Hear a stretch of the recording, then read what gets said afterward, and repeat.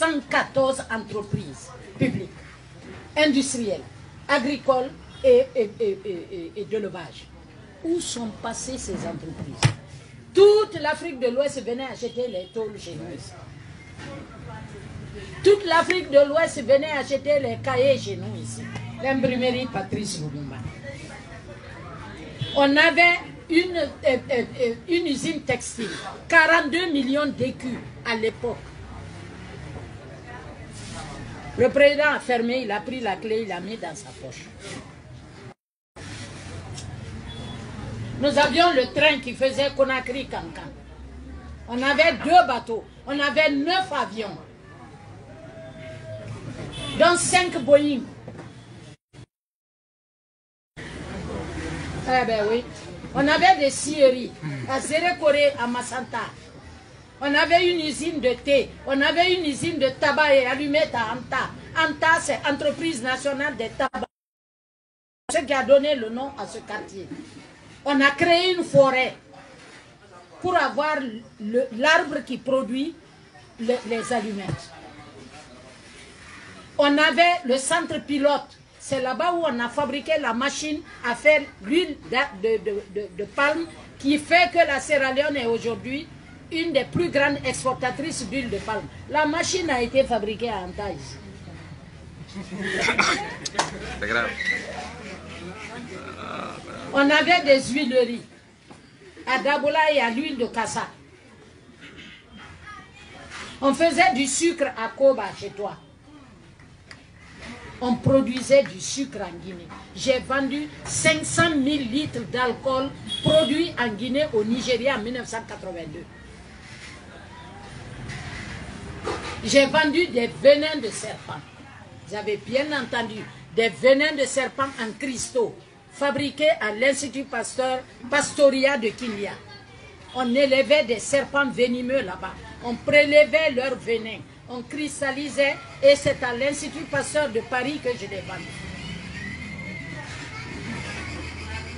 On produisait le chlorhydrate de quinine à Sérédou. J'en ai vendu 80 tonnes à Sanofi. C'est la plus grande industrie pharmaceutique française.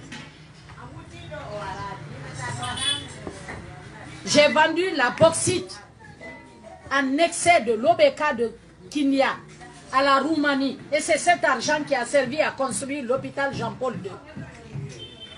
En fait, Jean-Paul II n'est pas un hôpital. C'est un centre de formation sociale appliquée. On devait former là-bas les assistants sociaux, les kinésithérapeutes, les orthopédistes, les travailleurs sociaux spécialisés sur les différents types de handicap. Ce centre-là, c'est un centre de formation. Il y a un jardin d'enfants là-bas. On devait former les jardinières d'enfants et les maîtresses d'école maternelle. On a tout bradé. C'est pour cela qu'il nous faut revenir à l'éducation. Quand on a signé l'accord de Kamsar, en 1971, on a ouvert l'ENAM. L'ENAM a été ouverte par Israël. Allez demander. C'est Israël, pourtant on était en bagarre politique à l'époque avec Israël pour l'affaire de la Palestine. Mais Golda Meir, qui était le premier d'Israël, était une amie du président Sékou Touré. Ils ont dissocié la politique de l'intérêt de l'État. Parce que vous oubliez quelque chose. Un État, ce n'est pas l'ego, ce n'est pas l'intérêt personnel. Un État, c'est un État. Il y a 10 000 présidents français qui vont venir, qui vont combattre la Guinée. Parce qu'on leur a enlevé le beurre de la bouche. C'est Golda Meir qui a signé l'accord pour qu'on construise l'ENAM. Et c'est là-bas où on a formé les cadres techniques de Kamsar. Allez-y, c'est la seule usine en Afrique de l'Ouest où 85% des cadres techniques supérieurs sont locaux, ils sont guinéens. C'est pourquoi pendant la période d'Ebola, on n'a pas fermé comme ça. Moi j'étais en Sierra Leone, toutes les grandes industries ont fermé. Le Libéria a fermé toutes ces industries parce que c'était des expatriés. Nous on n'a pas fermé parce que c'est des Guinéens. Mais dès qu'on a mis la construction de l'usine en place, on a mis une école pour former les cadres qui vont gérer l'usine. À Mamou, on avait une conserverie. À Labé, il y avait une usine pour produire les huiles essentielles. J'ai vendu 600 litres d'huile essentielle produite à Labé, à Grasse, dans la banlieue marseillaise. C'est là-bas où on fait tous les parfums du monde, tous les extraits de parfums. C'est à Grasse, c'est la centrale d'achat pratiquement européenne en particulier, mais mondiale en général. J'ai vendu 600 litres d'huile essentielle produite à Labé, à Sirépar. Parce qu'il y avait une usine qui produisait ça. Alors, on a vendu tout ça, on a fait quoi?